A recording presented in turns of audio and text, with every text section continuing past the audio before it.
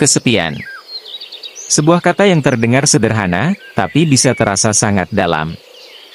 Bagi sebagian orang, kesepian adalah momen refleksi, tapi bagi yang lain, ia bisa menjadi lubang gelap yang menelan semangat hidup. Di zaman modern ini, anehnya kita bisa dikelilingi ribuan orang, baik di media sosial atau dunia nyata, namun tetap merasa benar-benar sendirian. Tapi para filsuf Stoik justru menganggap kesepian bukan sebagai musuh, melainkan sebagai kesempatan.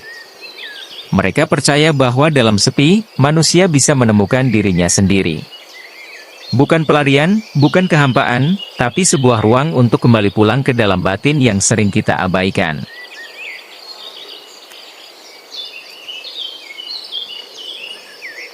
Stoikisme mengajarkan kita untuk menghadapi kenyataan sebagaimana adanya.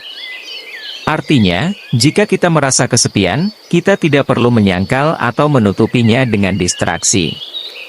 Kita justru diajak untuk duduk bersama rasa itu, merenungkannya, mengamatinya, dan pada akhirnya, memahaminya. Epictetus pernah berkata, tidak ada yang kesepian jika ia puas dengan dirinya sendiri.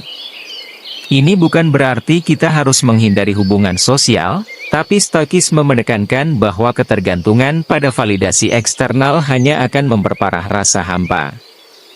Kesepian yang paling menyakitkan seringkali berasal dari ketidakmampuan untuk menikmati keberadaan kita sendiri, tanpa topeng dan tanpa gangguan.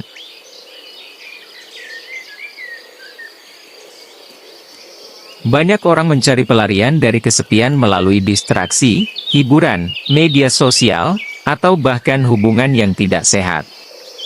Tapi Stoikisme mengajarkan sebaliknya, untuk membangun relasi yang kuat dengan diri sendiri. Marcus Aurelius, kaisar Romawi dan filsuf Stoik, setiap malam menulis jurnal pribadinya.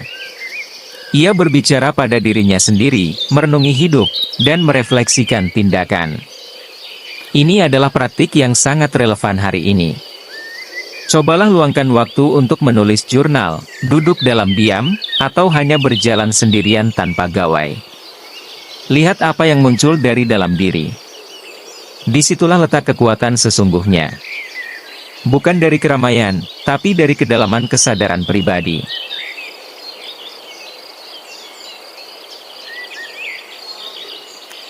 Kesepian adalah ladang subur untuk melatih kebajikan, seperti kesabaran, keberanian, dan ketenangan.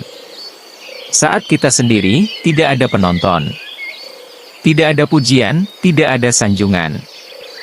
Ini adalah momen paling jujur untuk melihat siapa kita sebenarnya. Dalam kesendirian, kita belajar menghadapi pikiran-pikiran negatif. Kita dilatih untuk tidak reaktif, untuk memilih pikiran mana yang pantas diberi tempat, dan mana yang harus dilepaskan. Ini adalah latihan mental yang luar biasa kuat. Dan justru dalam kesendirian itulah, ketahanan mental seseorang benar-benar diuji dan dibentuk.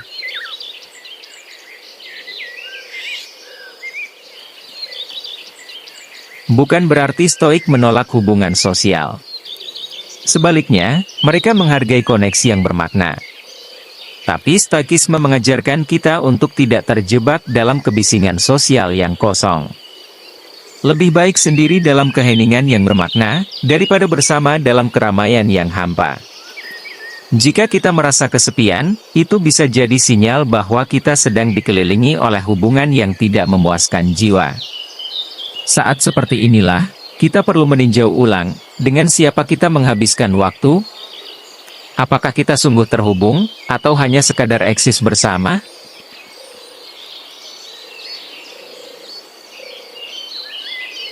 Kesepian, bila dilihat dari kacamata Stoik, bukanlah kutukan.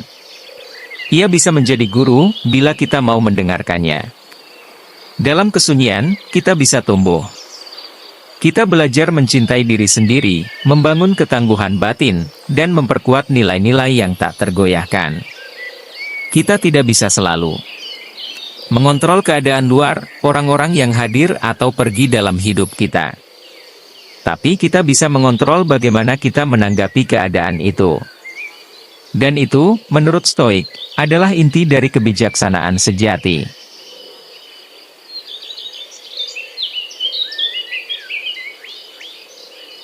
Kalau kamu merasa konten seperti ini membantu kamu melihat hidup dari sudut pandang yang lebih tenang dan bijaksana, jangan lupa subscribe, like, dan share ke teman-temanmu. Mungkin ada yang sedang merasa sendiri, dan butuh panduan kecil seperti ini. Sampai jumpa di video selanjutnya. Tetap kuat, dan tetap waras. Orang dengan tangan terlipat.